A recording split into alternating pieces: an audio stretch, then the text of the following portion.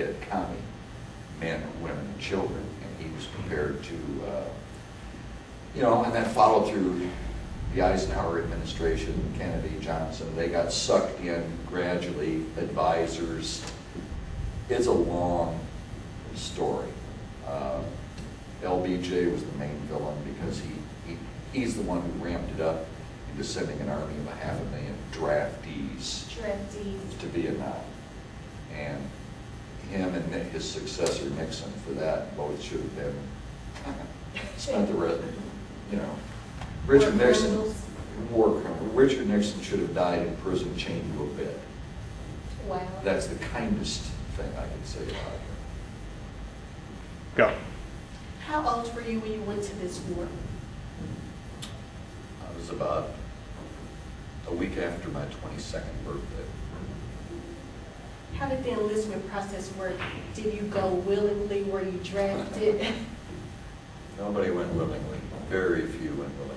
The draft hung over every kid from high school, from the time you were 16 years old, you were worried about it. 16. The draft, at the age of like 18 and a half, you became eligible to be drafted.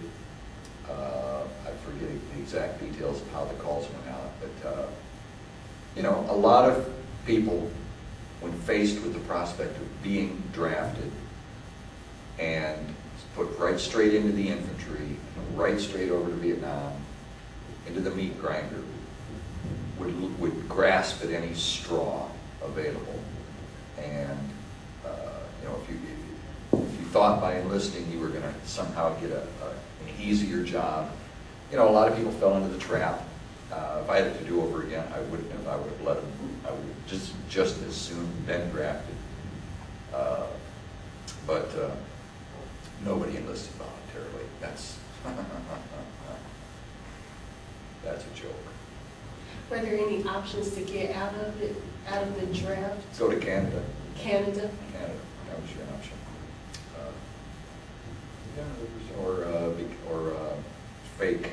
There was a lot of people who were able to fake medical conditions, and or just buy off doctors to get deferments. That was common in those days. Okay, how did your upbringing affect how you felt about war? You made lots of mentions about your father. How did he play a role in how you felt about war or joining? Not really. My upbringing didn't really affect how I felt about it. My opinions on it were shaped in the 60s, long before I went to Vietnam, when there was a tremendous anti-war movement in this country, which people today younger generations can't visualize or comprehend what it was like. There was literally street demonstrations in every city in the United States, coast to coast. It's just, there was revolution in the streets at that time. So you were involved in the demonstrations? A few. Okay, while you were in the Army, you worked in the finance department. What was a typical day like in that position? What were your duties? I was an auditor. I audited. My job was to catch mistakes, and which were the finances. This is long before computers. Everything was by hand. By hand. 5 copies. Every dollar paid out was paid out with a voucher in 5 copies. 1 copy here, there, da da da da da. And it was, by today's standards, a joke. I mean, it was easy to scam the system, and it was so easy.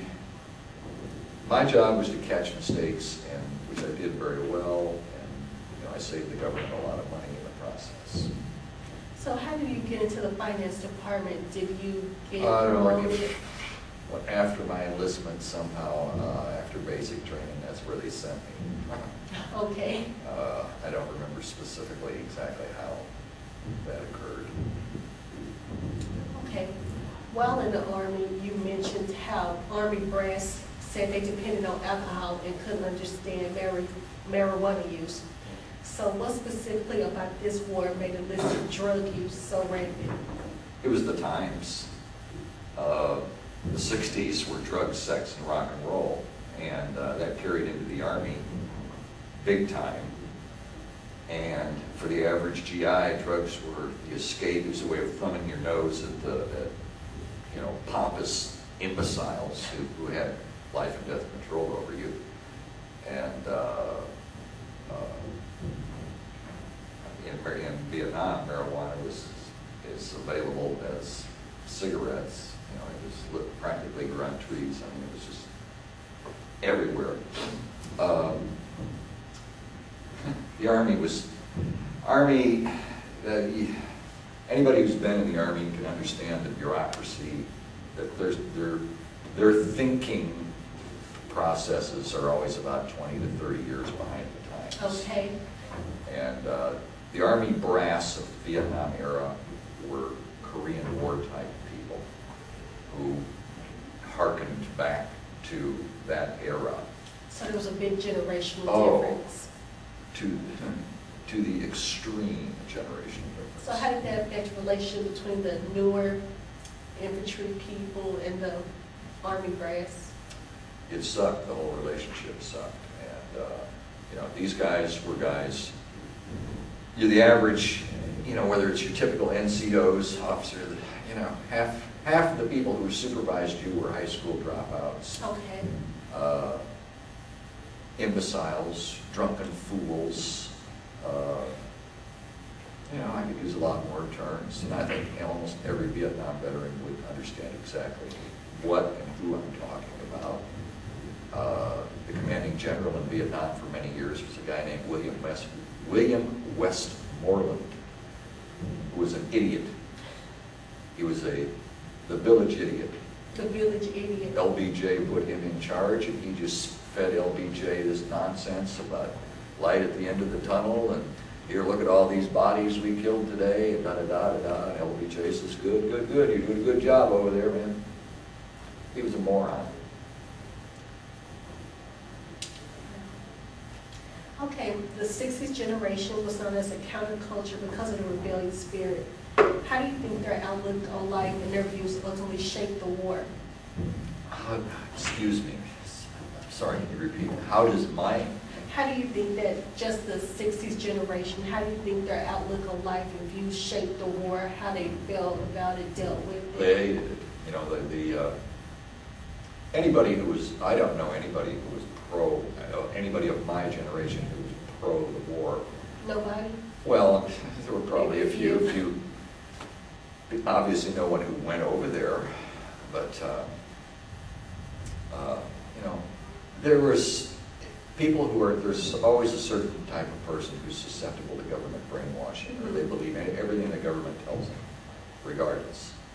They accept it point blank, and the propaganda machine of the U.S. government would spew out all this that commies were baby killers and commies.